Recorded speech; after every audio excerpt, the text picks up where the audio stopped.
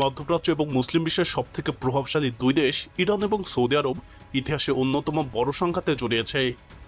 একদিকে সৌদি আরব বিপুল অর্থ ব্যয়ে অত্যাধুনিক অস্ত্রশস্ত্রে সজ্জিত, অন্যদিকে ইরানের শক্তি মূল ভিত্তি হচ্ছে মিসাইল এবং ড্রোন।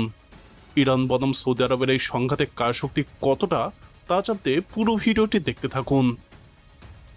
পূর্বে এই দুই দেশ ধর্মীয় আদর্শের কারণে প্রতিপক্ষ হলেও বর্তমানে বিশ্ব রাজনীতির ময়দানে দুই দেশ দুই বলয়ে হওয়াই প্রধান কারণ।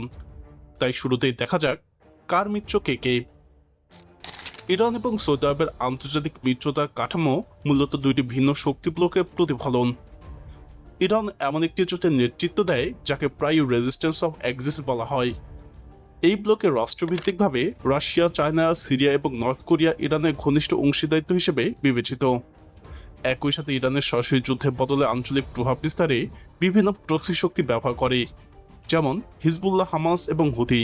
পাশাপাশি ইরাকের শিয়া মিলিশিয়াগুলো এই প্রভাব বলয়ের অংশ। অন্যদিকে সৌদি আরব পশ্চিমা শক্তি এবং সুন্নি আরব জোটের সঙ্গে ঘনিষ্ঠভাবে যুক্ত। তাদের প্রধান কৌশলগত মিত্র হল আমেরিকা, এর পাশাপাশি ব্রিটেন এবং ফ্রান্সের মতো ইউরোপীয় শক্তিগুলো। আঞ্চলিকভাবে সংযুক্ত আরব আমিরাত, বাহরাইন, মিশর এবং জর্ডান সৌদি নেতৃত্বাধীন ব্লকের অংশ হিসেবে কাজ করে। এছাড়াও আনুষ্ঠানিকভাবে জোটে না থাকলেও ইসরায়েল ইরান বিরোধী অবস্থান হওয়ার কারণে একটি কৌশলগত সমঝোতাও তৈরি হয়েছে সৌদি আরবের সঙ্গে। তাই বলা যায় ইরান পূর্বমুখী শক্তি এবং প্রক্সি নেটওয়ার্ক নির্ভর একটি প্রভাব বলয় গড়ে তুলেছে, যেখানে সৌদি আরব পশ্চিমা সমর্থিত রাষ্ট্রজোটের মাধ্যমে আঞ্চলিক ভারসাম্য বজায় রাখার চেষ্টা করছে। এই দুই ভিন্ন মিত্র কাঠামোই মধ্যপ্রাচ্যের বর্তমান ভূ রাজনীতিকে গভীরভাবে প্রভাবিত করছে। এবারে আসি ভৌগোলিক বর্ণনায়। তেল সমৃদ্ধ পারস্য উপসাগরের দুই ধারে এই দুই দেশের অবস্থান। ইরান অবস্থান করছে পারস্য সাগরের পূর্ব দিকে পারস্য ভূখণ্ডে। বিপরীতে পারস্য উপসাগরের পশ্চিমে আরব উপদ্বীপে অবস্থিত সৌদি আরব। সৌদি আরব ভাষা এবং জাতিগতভাবে আরব এবং ইরানিদের ভাষা এবং জাতি ফার্সি বা পারস্য। সৌদি আরবের মোট আয়তন 21,49,990 বর্গ কিলোমিটার এবং জনসংখ্যা প্রায় 4.5 কোটি। বিপরীতে ইরানের মোট আয়তন 16,48,195 বর্গ কিলোমিটার এবং জনসংখ্যা প্রায় 8.25 কোটি। গ্লোবাল ফায়ারপাওয়ারের বর্তমান র্যাঙ্কিংয়ে ইরানের অবস্থান 16 নম্বরে এবং সৌদি আরবের অবস্থান 25 নম্বরে। তুলনামূলক কম সামরিক বাজেটে ইরান নিজস্বভাবেই অস্ত্র তৈরি করে। বিশেষ করে তাদের মিসাইল এবং ড্রোন বিশ্বজুড়ে আলোড়ন সৃষ্টি করছে। অপরদিকে বিশাল বাজেটের কারণে সৌদি আরব আমেরিকা, ইউরোপ, রাশিয়া এবং চীন থেকে উন্নত অস্ত্র সংগ্রহ করছে। সৌদি আরবের সামরিক বাহিনীতে নিয়মিত সেনা আছে 2,25,000 এবং প্যারামিলিটারি রয়েছে 1,25,000। সামরিক খাতে তারা $100 বিলিয়ন বেশি বছরে ব্যয় করে থাকে।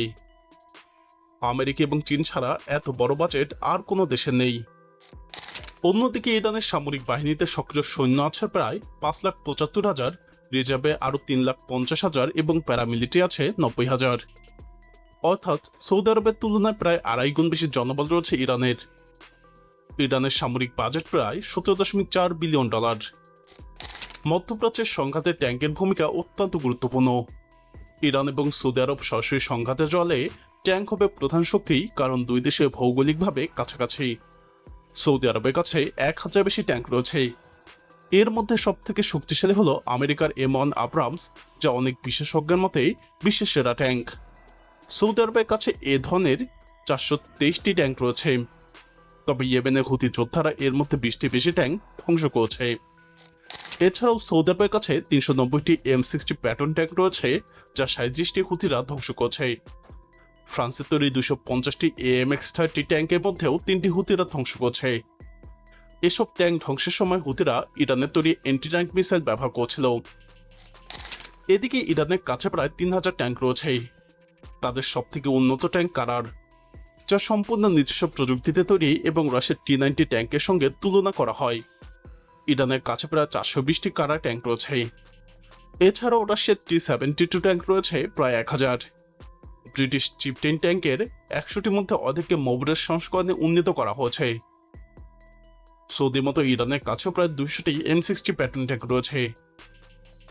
এছাড়াও T-72 এবং M60 মিশিয়ে ইরান জুলফিকার নামে প্রায় 300টি ট্যাঙ্ক তৈরি করছে। ইরান এবং সৌদি আরবের বিমান বাহিনীর মধ্যে পার্থক্য অত্যন্ত বড়। সৌদি আরব বিশ্বের অন্যতম শক্তিশালী বিমান বাহিনী গড়ে তুলেছে, যেখানে ইরানের বিমান বাহিনী তুলনামূলকভাবে দুর্বল। সৌদি আরবের বিমান বাহিনীতে রয়েছে অত্যাধুনিক যুদ্ধ বিমান, যেমন F-15 ঈগল ৮৩টি, F-15E স্ট্রাইক ঈগল ১৩৬টি, ইউরোফাইটার টাইফুন ৭২টি এবং টর্নেডো ৮১টি। হুতি যোদ্ধারা ইরানে অস্ত্র ব্যবহার করে সৌদি আরবের কয়েকটি যুদ্ধ বিমান ধ্বংস করেছে। এছাড়াও সৌদি আরবের কাছে ৯৪টি অ্যাপাচি অ্যাটাক হেলিকপ্টার রয়েছে এবং মোটমাট হেলিকপ্টার রয়েছে ২৭৫টি। অন্যদিকে ইরানের বিমান বাহিনী তুলনামূলকভাবে দুর্বল। তাদের সবচেয়ে শক্তিশালী বিমান হল আমেরিকা তৈরি পুরনো M14 টমক্যাট, যার সংখ্যা প্রায় ৪৩টি। এছাড়াও রয়েছে রাশিয়া মিগ-29 ৩০টি। এগুলোর পাশাপাশি রয়েছে F4 ফ্যান্টম ৬৪টি এবং F5 টাইগার ৬০টি। ইরান এসব প্রযুক্তি বিশ্লেষণ করে নিজস্বভাবে কাউসার সাকির এবং আজাক বিমান তৈরি করেছে। আক্রমণাত্মক হেলিকপ্টার হিসেবে তাদের রয়েছে ৫০টি AH-1 সুপার কোবরা এবং এর অনুকরণে তৈরি ৬৭টি তুফান হেলিকপ্টার। দুর্বল বিমান শক্তির কারণে ইরান মিসাইল এবং ড্রোন প্রযুক্তির উপর নির্ভরশীল হয়ে উঠেছে। তাদের মিসাইলগুলো হাজার হাজার কিলোমিটার দূরে আঘাত আনতে সক্ষম। অন্যদিকে সৌদি আরব চীনের কাছে থেকে ডংফিং 3 এবং ডংফিং 21 মিসাইল সংগ্রহ করেছে, যেগুলো পাল্লা ইরানের অনেক মিসাইলের চেয়ে বেশি। ইরানের নৌবাহিনীতে রয়েছে 7টি ফ্রিগেট, যার অধিকাংশই গাইড মিসাইল ফ্রিগেট। কিছু ফ্রিগেটকে তারা ডেস্ট্রয়ার হিসেবে দাবি করে। এছাড়াও রয়েছে 3টি করভেট। তবে সাম্প্রতিক হামলায় আমেরিকা দাবি করেছে যে ইরানের বড় যুদ্ধজাহাজ সবগুলোই ধ্বংস হয়েছে। বর্তমানে ইরানের বড় বড় জাহাজগুলো সীমিত হলেও ছোট মিসাইলবাহী স্পিডবোটের সব থেকে বড় শক্তি, যেগুলোর সংখ্যা কয়েক হাজার। এগুলো সমন্বিত আক্রমণে বড় যুদ্ধজাহাজকেও হুমকির মুখে ফেলতে পারে। এছাড়াও ইরানের কাছে 19 থেকে 34টি বেশি সাবমেরিন রয়েছে। অন্যদিকে সৌদি আরবের নৌবাহিনী তুলনামূলকভাবে দুর্বল। তাদের কাছে মাত্র 3টি ফ্রিগেট এবং 4টি করভেট রয়েছে এবং কোনো সাবমেরিন নেই।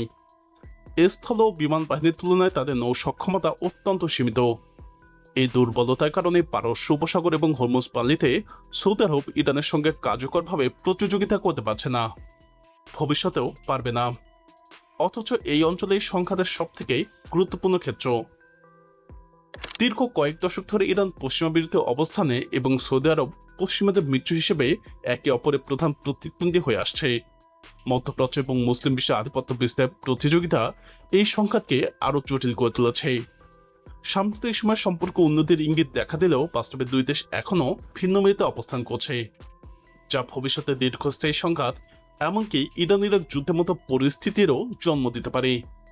প্রিয় দর্শক, এই দুই দেশ সংঘাতে জড়িয়ে পড়লে মধ্যপ্রাচ্যের পরিস্থিতি কেমন দাঁড়াবে? আপনার মতামত কমেন্টে জানান। এই দেশগুলোর সামরিক শক্তি নিয়ে আরও বিস্তারিত জানতে আমাদের চ্যানেলটি ভিডিও ট্যাব থেকে ঘুরে আসুন। এই ভিডিওটি ভালো লাগলে লাইক বাটনে ক্লিক করুন। ভিডিওটি আপনার বন্ধুদের সাথে শেয়ার করে তাদেরকেও ভিডিওটি দেখার সুযোগ করে দিন।